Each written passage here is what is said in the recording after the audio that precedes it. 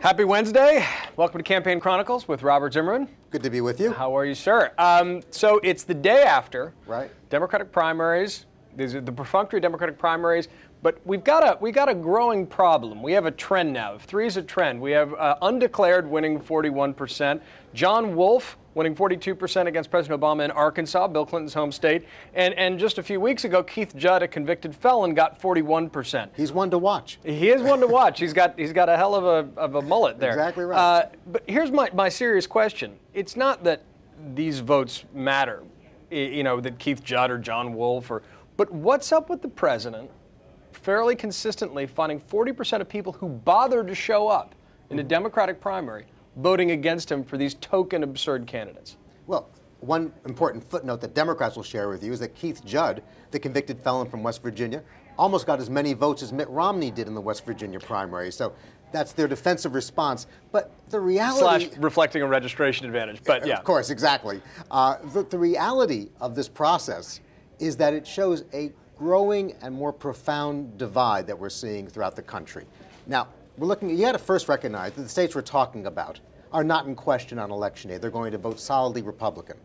And you could have a scenario that have some people concerned and some pollsters concerned, certainly in my party, that because the red states are becoming more red, that perhaps President Obama could win without winning a majority of the popular vote.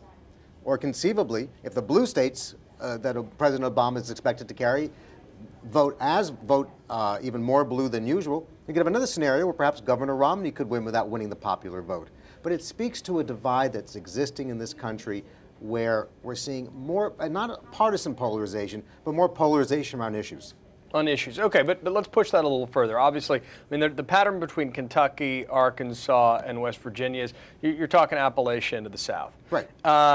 Is this sort of your typical classic white working class conservative Democrats who are just showing up to vote out of civic duty, but are 40% of them are saying, I hate President Obama? Well, I think, look, there's obviously a protest factor.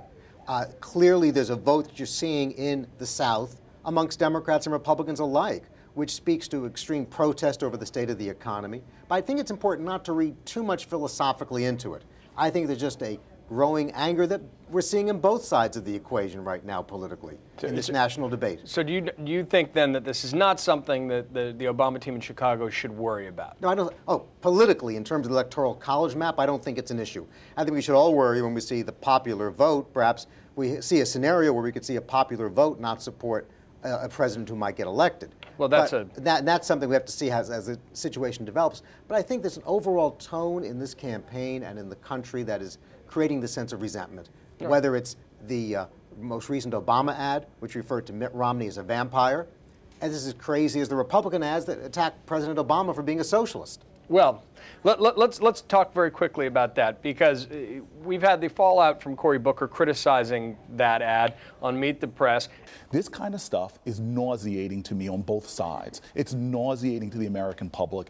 Enough is enough. Stop attacking private equity. Stop attacking Jeremiah Wright. This stuff has got to stop, because what it does is it undermines, to me, what this country should be focused on. It's a distraction from the real issues. And Republicans delighting in this break from script, and Booker trying to pull back. But this quote jumped out at me. This is the president of Citizens United, who brought the Supreme Court case that created SuperPACs, David Bossie, saying, Mayor Booker will not be the last Democrat to blast Obama's shameless negative campaigning. And this fellow is not going to be the last right-wing Republican to take someone's comments out of context and try to exploit them. And that's really the issue here. The role of SuperPACs today, and we're seeing the full result of the Citizens United decision, where our democracy is literally up for auction.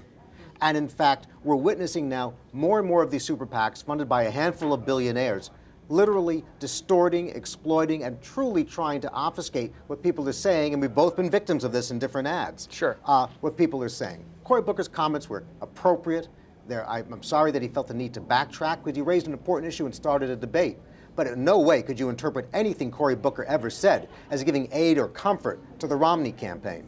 Now let's see, in fact, if that full quote is used by the Citizens United advocates, or just they take a small piece of it. But the bigger issue that should worry all of us is that we're all going to be victimized by the SuperPAC tactics, and ultimately so will our democracy. Robert Zimmerman, thanks for coming on Campaign Chronicles. Thank you, man.